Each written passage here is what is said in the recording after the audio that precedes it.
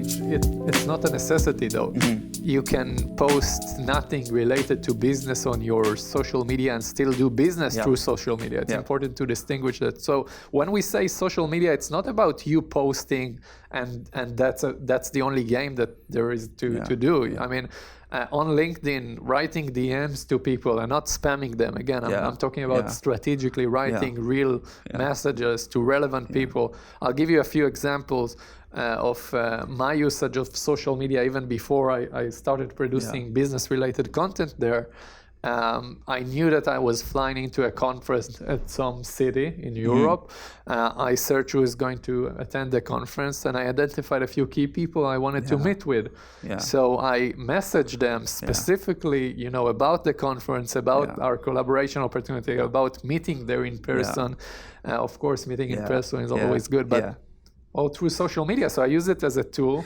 And ended up making significant business from people, I mean, just by using social media. So if I hadn't had that tool, I'm not certain if I would be able to make that connection, grab their attention, and, you know, make a nice... And as you said, it's a tool, and it comes down to how you use it. And I'm sure when you message or DM those people, when they come to check out your profile, it matters what you have in there. Exactly. Now, if you do have some stuff in there, I think it can only benefit you. Exactly. And you stand out. So traditionally, we go for coffee, we meet up, all that stuff. Now, especially with COVID, people don't have time to meet you for coffee. They want to know who you are. They want to get a sense of that. So whatever you did in coffee that helped your business, you have to bring it to digital world. So when they come to your profile, they get a sense of professionally, personally, character. So you are getting into the what we think you should do today in social media, which I agree.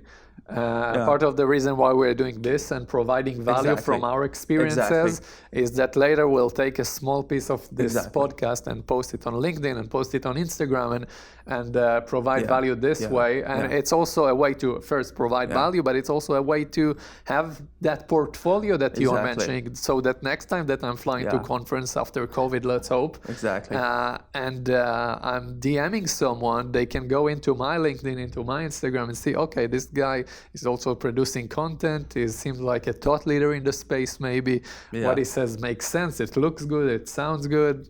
I don't know. Or they get to know you. They get to know you without actually putting the time to meet you for an hour. In 10 minutes, they go through your content and get to know you. And this is one of many ways to use social media. But my point here is that you don't need to get millions of views. This specific case, one view counts. One person who you emailed comes down to your profile and checks your content. That is a lot more valuable. And another way I like to think about content and social media is that think about, I always compare things with traditional ways because that helps me to pull things apart. When I go networking, I go to a room, a conference, there are 200 people. I don't expect all 200 of them liking me, right? I expect to go in there and find the one or two that I'm going to make a connection, like I did with you. In one of the events, I met a lot of people, but then our connections grow beyond that. My content I think about it as magnet going through internet and then slowly grabbing attention of the right people. So our piece of story on Instagram or a video link on LinkedIn, 60 people, 100 people, 500 people watches it, and then 3 likes it, and then 1 DM you about something, that's worth it. Absolutely.